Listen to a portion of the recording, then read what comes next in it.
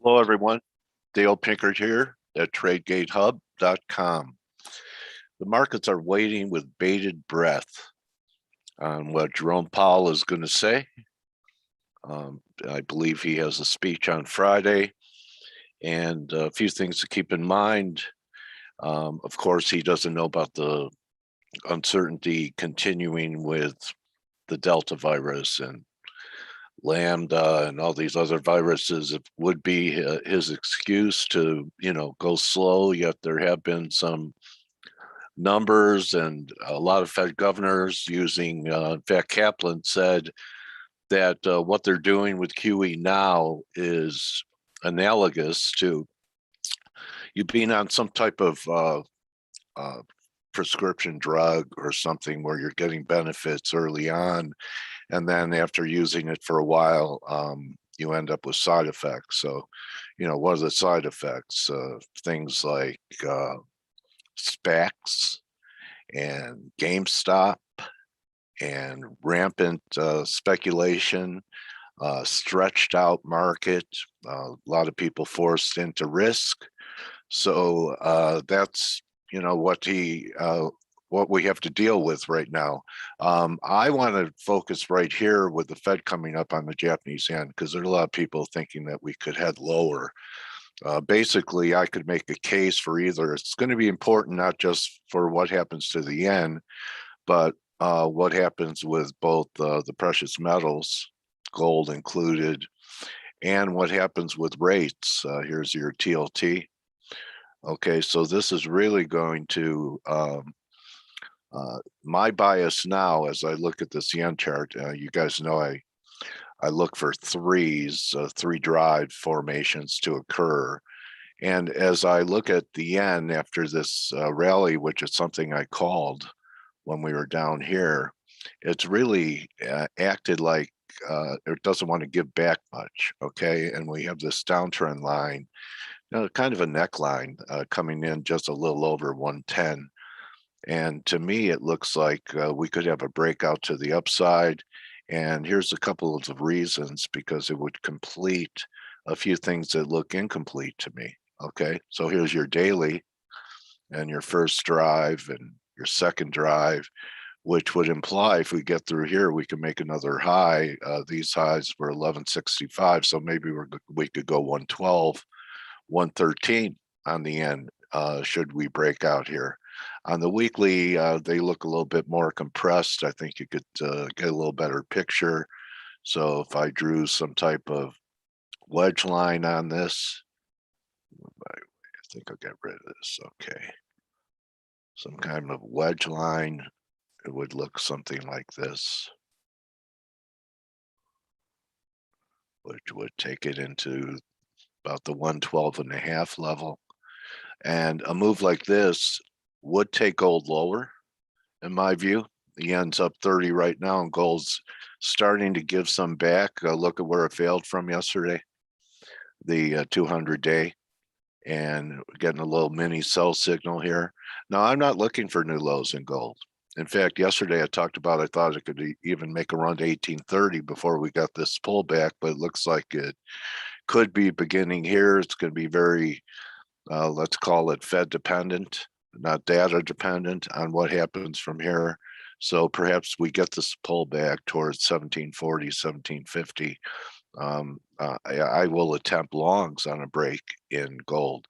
Silver, last couple days it's had a little bit more relative strength, but I'm going to see where silver's at. Should gold get down, I'm talking about another $40-50 lower in gold to buy it.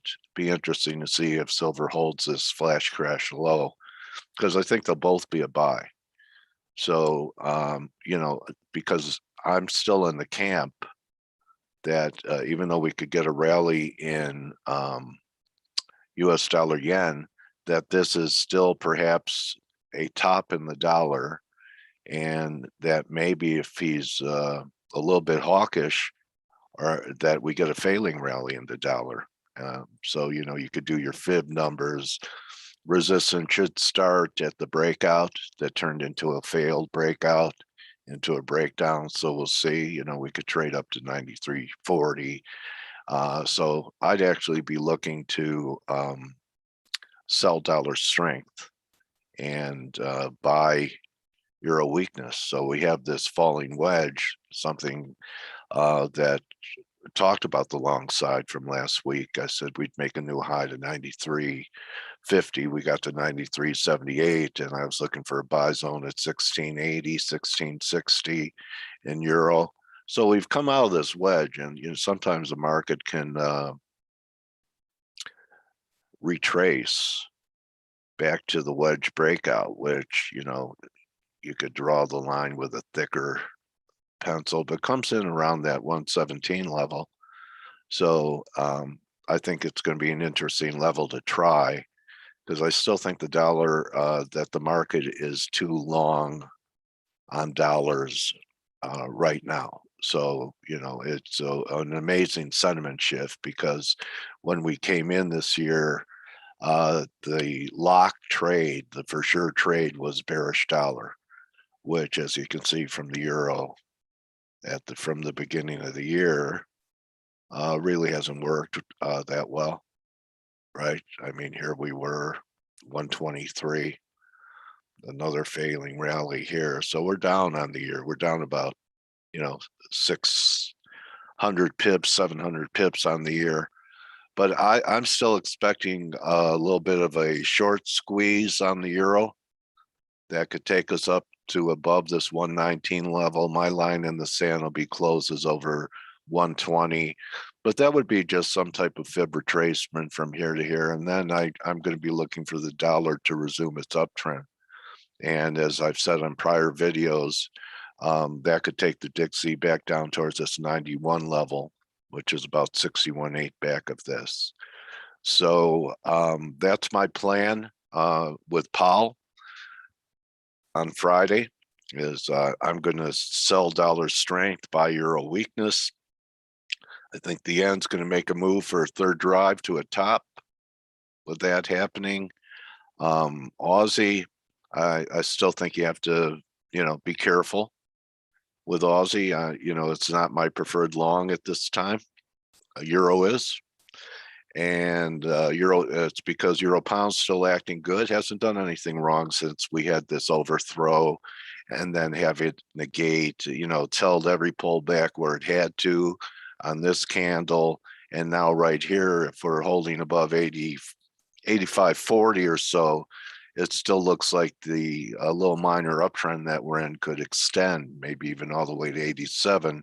And if that's the case, your preferred long is in the euro, not in cable. Okay, so we kind of covered the gold, starting to roll over. Let's see what happens down here at this 1740 level. Oil really surprised me, and it was my best trade in a while. And I just went in light Sunday night, thinking that we were down here. Okay, it was this candle, and it's posted in our www.tradegatehub.com main chat. And I thought we were just going to get a rally back to the breakdown, 65.5. I did not expect this. So, this could still be a bear market rally in crude, even though we've negated the downtrend. And, I have a hard time wanting to be bullish with the way it bottomed. Okay, because you look at a weekly, pretty lousy close, and then look at what happened here. So tough trade. I don't have to do anything if I don't know what to do, but I still lean towards bearish factors because of the global economy, not necessarily because of how things are going here in the US, but the global economy with lockdowns in different countries, and we don't even know what's happening in China. But I don't want to be long here, and I'm not ready to be short, and it's okay to do nothing. So you got to write that down. It's okay to do nothing. Copper also negated the neckline breakout. So, we've had some pretty unusual moves here, but this too could be a failing rally, even though it didn't respect the head and shoulders. Right now, it's looking like a, false breakdown, but The way it's come out of here, you had to buy a real bad close um, on Friday, and you had a little pop Monday, but we're back at resistance. So this is another. I'm not ready to short it and can't buy it. S&Ps are steady here. NASDAQ still showing relative strength, but the case is pretty strong when you look at what's happening here to at least not be long. On the daily chart, the last confirmed high that I have over 70 was all the way back on tax day in April. So we're several months into it. Hasn't been a real rip roaring rally, just a real orderly little pullbacks. This 42.55 is important, but you know what? This low that held last week when I thought the top was in is really going to be important. Write this number down, 43.55. But I can't buy a market when I don't have to move my cursor to get a reading on the RSI. Like, say, for example, this RSI, you had to move your cursor to get the reading to see if it was lower than this one, right? But I don't even need to move my cursor to see that the RSI is glaring a divergence here under 70. And unless we get some real dramatic upside acceleration here and it blows out the RSI divergence above 70, you have to be careful about the potential of all these non-confirmations eventually leading to some type of sell-off. So we're at new all-time highs. We were yesterday, and I know the VIX came off from this pop that we had last week, but we're still, even with the market above at new all-time highs, we're above the VIX low from a week ago at 15. And it still has a gap down here. So I think this is another crossroads. And you know what? This isn't normally how the VIX behaves. We've had a couple of these. Okay, so that's why I thought I had, some breakouts in VIX, and then it gave it back, and then it looked ugly, but then it spiked again, then it gave it back. There's an old expression that markets top with violence and bottom in silence, and this VIX chart is pretty violent. I mean, you have almost 80% move in the VIX in 3 days, and then it gives 60% of it, 70% of it back in another 3. This shows a little bit of instability with the market structure here. So just want to point that out, that if VIX turns and next time we get a close over these highs, I'll put a horizontal here for the VIX right here, that you're going to have from 15 to say 25 is going to give you 35 on a measured move if we close back above it. So, I'm not saying it looks great here, but it could be a good spec to have some type of long VIX product, and maybe VIX calls buy enough time, go out to the end of the year and get out of them if you have a close back under 15. So here we are with yields, and I'm looking at TLT, and we're lower again today, and this looks like a lower peak. And to me, I think that's what the yen is signaling. Higher yen means higher yields, especially if we take this moving average out on the 4-hour chart. Looks pretty negative. The 10-year looks like it wants to go too. We had our little double bottom here at 113, had this nice rally, 25 bip rally, orderly pullback, and I think we're on our way back up. The big pivot's going to be this 148 level. See how you have to look left for the market memory on yields and see how it was important support. Okay. Finally, a breakdown that held. 148 is going to be a big level.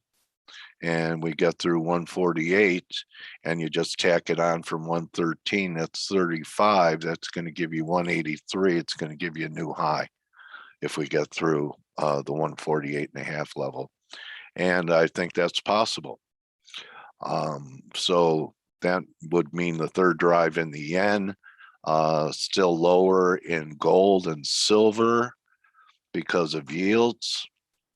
And take a quick look at Bitcoin. We did have the beginnings of some type of correction. There's been some different interpretations. It was amazing, this falling wedge. We didn't get to this wedge level, which was 60,000.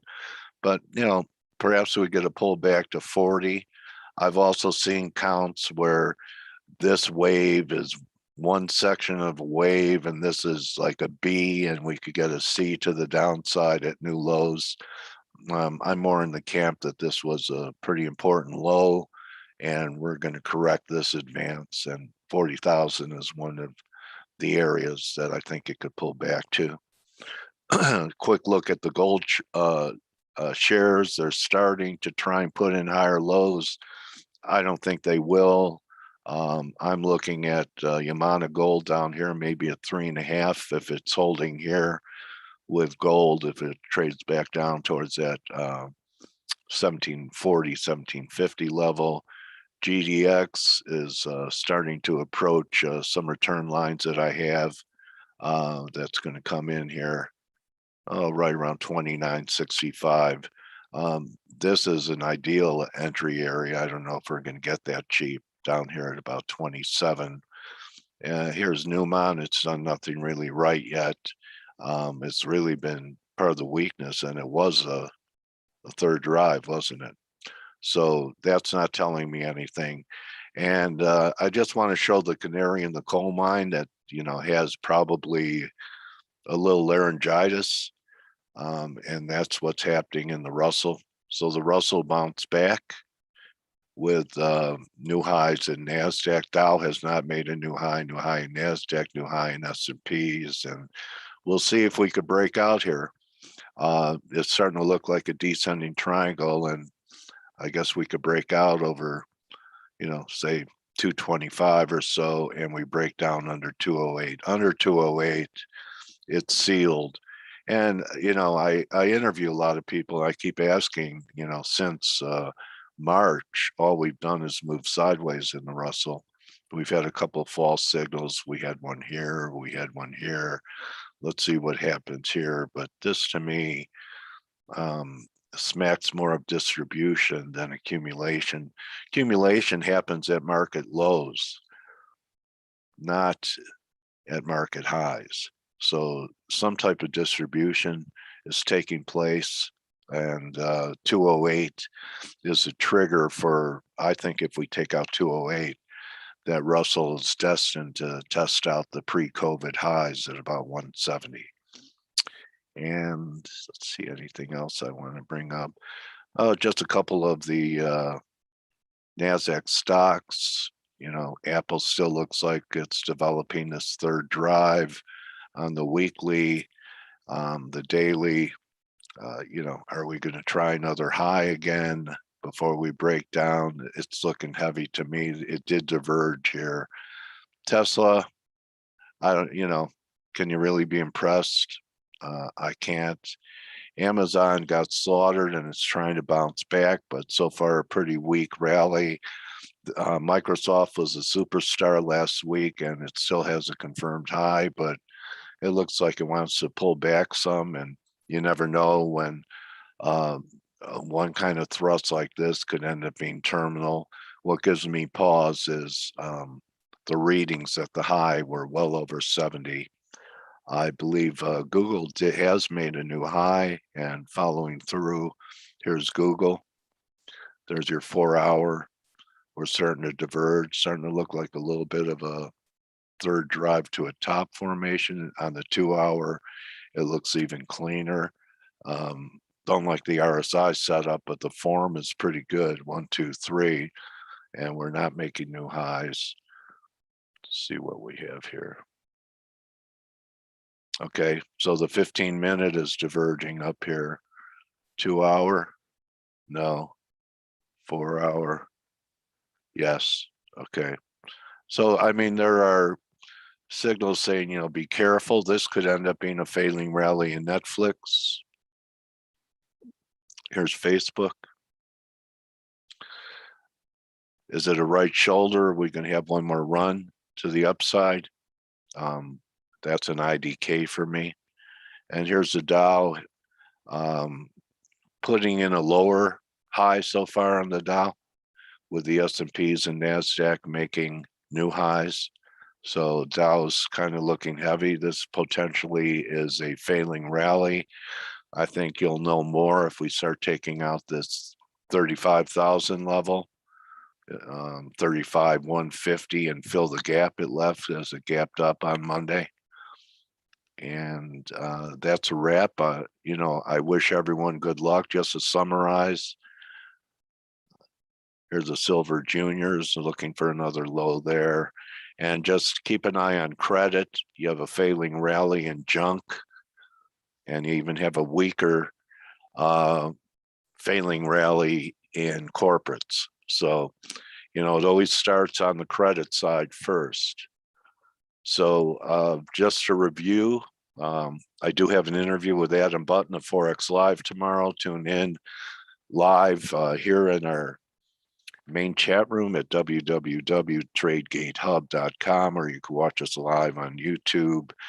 And the way I'm looking at it is to fade dollar strength and looking for an equity high, thinking the yen has another rally to one more new high, and looking to buy weakness in the gold, another $40 or so lower. So with that being said, don't just count your Krugerrands or your shares or your crypto or anything that you could count. Try counting your blessings. And you know what? If you have risk capital to trade with, you're blessed. A lot of people can't afford to lose. And if you're trading with equity that you can't afford to lose, you need to close your account today, because you're going to be trading money, not markets, and you're going to be emotional. And that's not a great combination, money and emotions and trading. So everyone, good luck today. Good hunting. Tune in for Adam Button. He's going to give us his look ahead at September based upon his seasonal work. And we'll see everyone tomorrow for that interview. Thank you for your attention. If you like what we're doing and we're adding value to what you're trying to accomplish as a trader, hit that like button. Comments are welcome as well on YouTube, and come in and say hello in our main chat. That's it. Adios, everyone. See you tomorrow. I'll be with Adam Button.